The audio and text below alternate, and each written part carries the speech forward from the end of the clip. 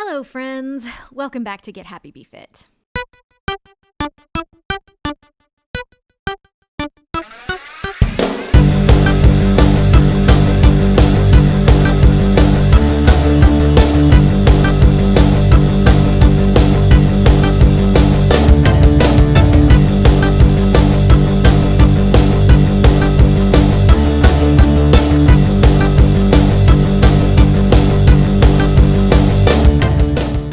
I think we've all heard the term, don't judge a book by its cover, but I feel like for the most part, we still tend to do that, even if it's subconscious. We assume things about people based off of their weight, their education, their job, their car, their accent, their social status.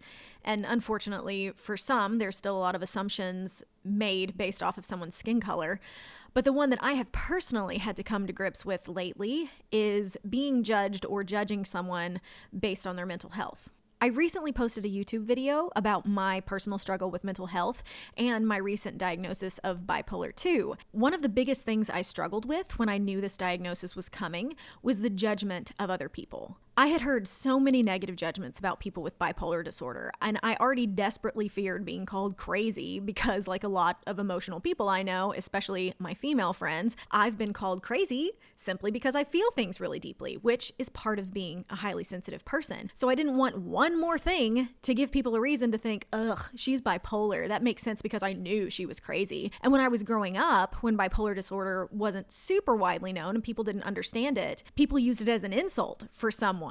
Or if someone was being what they judged as crazy or irrational, they'd say they were bipolar. I also heard people say, stop being so bipolar, like it was a choice. And I felt like if I were diagnosed with this, people would immediately have a judgment in the back of their minds that I wasn't stable and I wouldn't work as hard as others, or would definitely let my mental health get in the way of my job and my life. Essentially, that it would mean I was not as valuable or as strong or smart as someone who doesn't have this type of diagnosis. Another stigma I had to deal with a lot of my life was when I was overweight.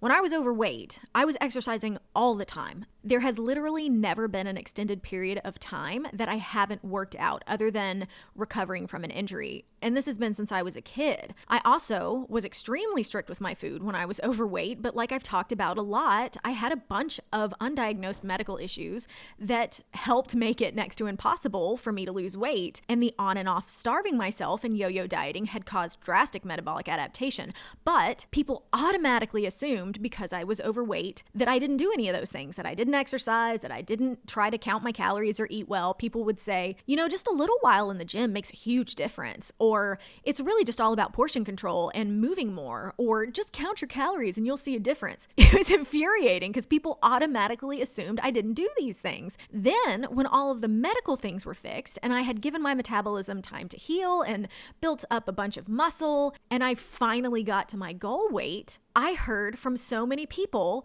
good for you for getting into fitness, and I'm glad you found fitness, it really paid off. And people would ask questions about what inspired me to start my fitness journey, and they asked what I was like before my fitness journey, and I was like, well, I was like 8 or 9, so I'm pretty sure I was really into My Little Ponies and had a huge crush on Zach Morris from Saved by the Bell.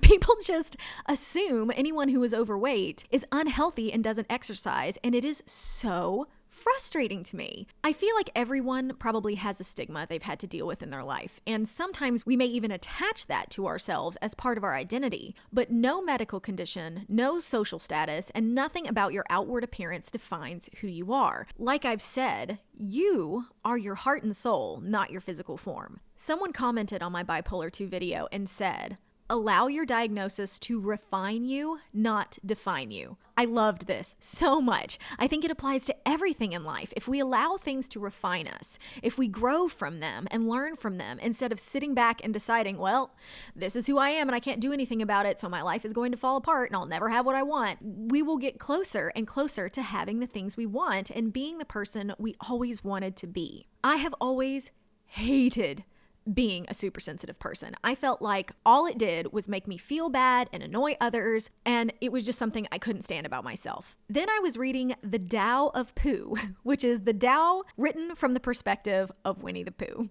It was adorable and enlightening, but one of the things that was said is that those parts of you that you can't change but you hate about yourself are like a piano. When you fight it and you hate it, it's just like banging on the piano. But if you learn how to play it, it can make beautiful music. Instead of fighting against it and hating things about your personality, let those things refine you. Learn how to hone them into good. For instance, being super sensitive makes me a good actor. It makes me a really good pet mom. It allows me to be extremely in tune with people's feelings, and I generally know how to encourage someone and make their environment more comfortable. I even think it makes me a better coach and trainer because I always have empathy for my clients and what they're going through, and I work to never let them feel guilty for what they see as a shortcoming. So tune into those things about yourself that you hate and you feel like you can't change, and find out how to turn it into music and make it work for you. It hurts and can be really frustrating when people assume things and judge us or put stigmas on us.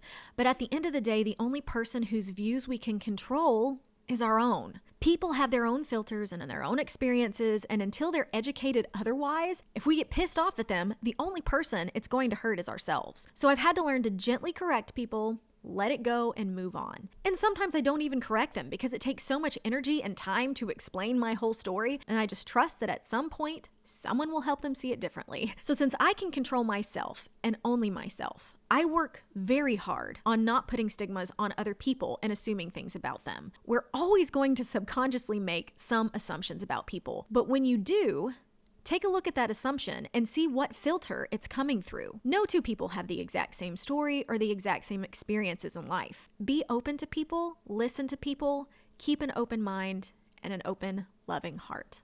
All right, that's all for today.